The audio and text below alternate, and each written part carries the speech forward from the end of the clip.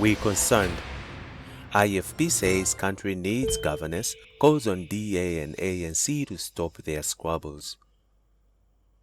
IFP President Nkosini Dlamini has urged the ANC and DA to finalize negotiations for forming a government of national unity GNU, expressing concern over the ongoing stalemate. This call follows a report by IOL on Thursday indicating that negotiations between the ANC and DA had collapsed over cabinet appointments.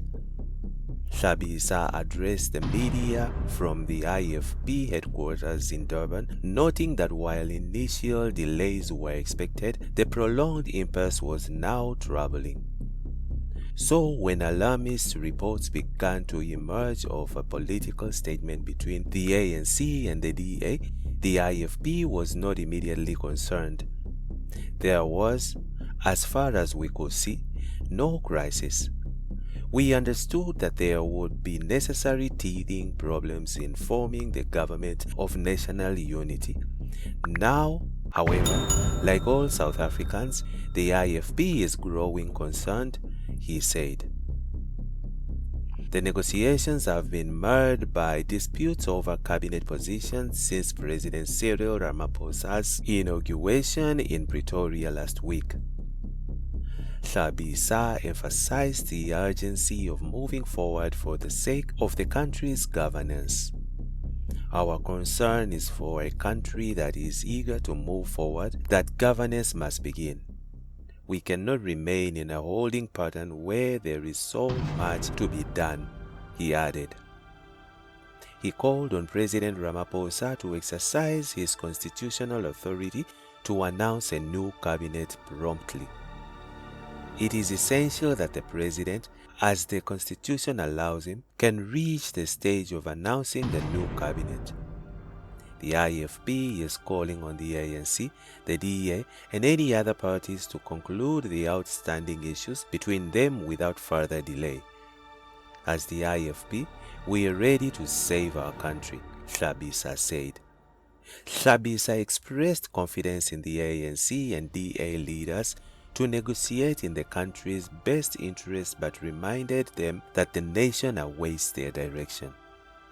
He acknowledged the importance of appointments to critical ministries, but stressed that these should not unduly delay the functioning of the government and parliament. No position is important than that of the country as a whole. South Africa and its people must not be a stalemate for a long time. Agreements must be reached. Only then will South Africa to move forward in the service of our country, Dlamini asserted. He emphasized the need of all parties to put aside their interests to ensure the government's work proceeds smoothly. Meanwhile, the DA has requested another meeting with the ANC following recent leaked communications. The two parties are expected to meet today, Friday, to resolve their disputes. President Ramaphosa has criticized DA leader John Steenhuisen for his conduct during the GNU negotiations, accusing the DA of inconsistency in their demands. The IFP remains committed to the GNU, with Dlamini reiterating their readiness to serve the nation.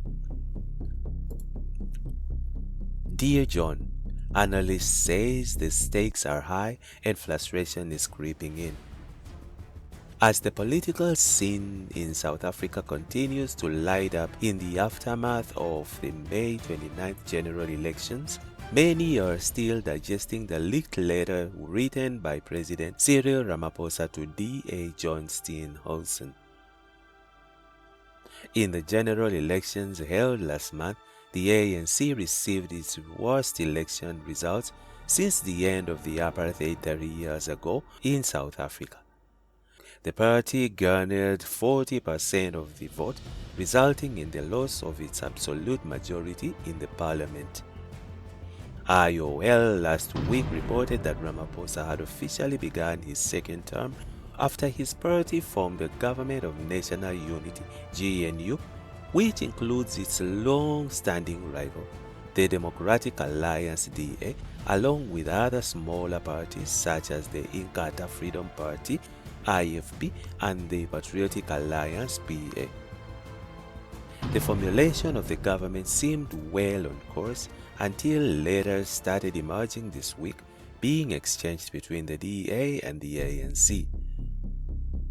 The letters are part of the tough negotiations for cabinet posts in the 7th administrations, and friction has developed between the main protagonists in the GNU, the ANC and the DA.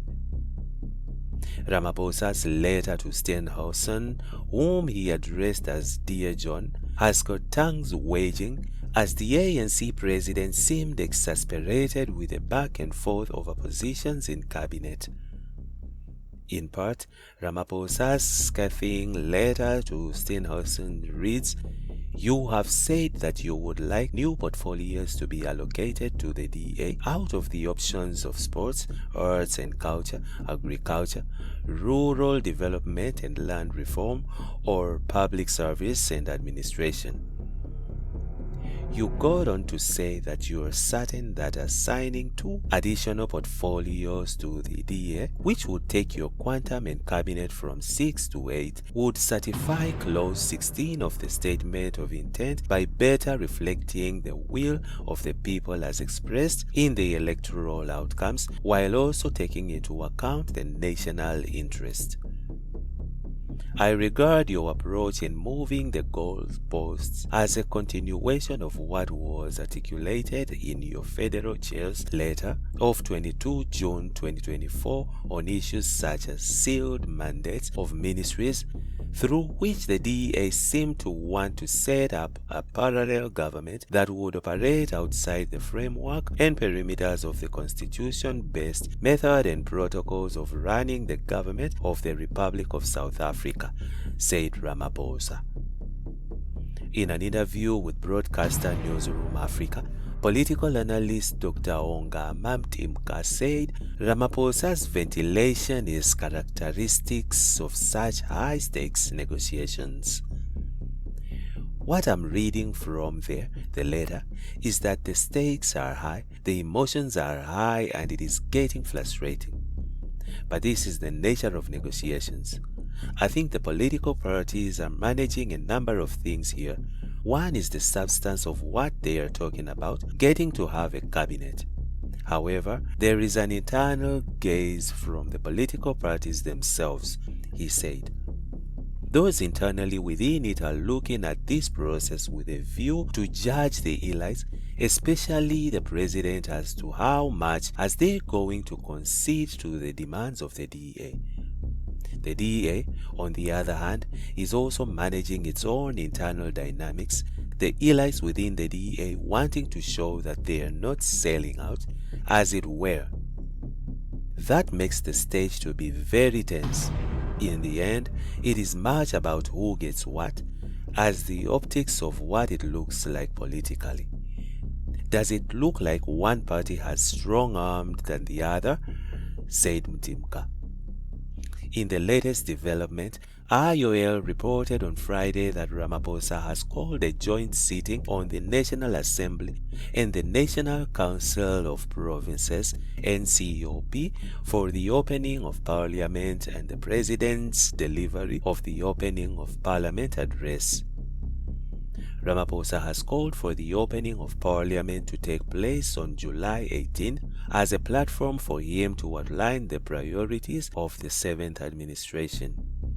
The President has asked the Parliament convene in terms of Section 84(2)(d) of the Constitution of the Republic of South Africa, 1996, read with Rules 13(1)(a) of the Joint Rule of Parliament, said Ramaphosa spokesperson Vincent Mangwenya on Friday. Rand remains stable after DA jolts ANC at the altar. The Rand remained stable on Friday as the prospect of a government of national unity (GNU) took a blow after coalition talks between the African National Congress (ANC) and the Democratic Alliance (DA) seemed to have collapsed. The rand was trading at around 18.47 rand against the dollar at the close of business on Thursday. The rand was trading at around 18.1 rand against the dollar on Friday at 8:30 a.m. The ZAR was trading at around 19.71 to the euro and 23.28 rand to the pound on Friday morning. Runaway bride. The coalition agreement between the ANC and DA were on the brink of collapse, according to high-placed sources within the ANC. The sources said that the deal was all but over, following a series of disagreements and public spats between the two parties. As part of the GNU agreement, the ANC and DA formed a voter base of around 60% of support, with other parties also signing a document of intent. However, just a week after electing Ramaphosa as president, the deal has reportedly backfired due to a squabble over positions and ministries. Outside of lobbying the DA into the GNU, the ANC has invited the DA, IFP, PA, FF+, UDM, PSC, Aljama, Rise Mzansi, GOOD, and the NFP. Political risks can impact the rand. Cases break. Investment analyst and Anchor Capital told IOL Business that the recent volatility in the rand reflects the resurgence of domestic political risks highlighted by negotiations strife between the ANC and the DA. Both the countries and financial markets are eagerly awaiting the announcement of the cabinet for the 7th administration under the newly formed Government of National Unity, she said. On a month-to-date basis, the rand has lost 1.88% against the dollar, driven by ongoing concerns around the formation of the new presidential cabinet.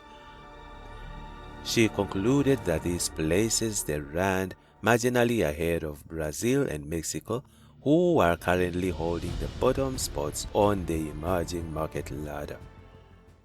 And that's it from INJIBS Network. Stay tuned to our celebrity and gossip news.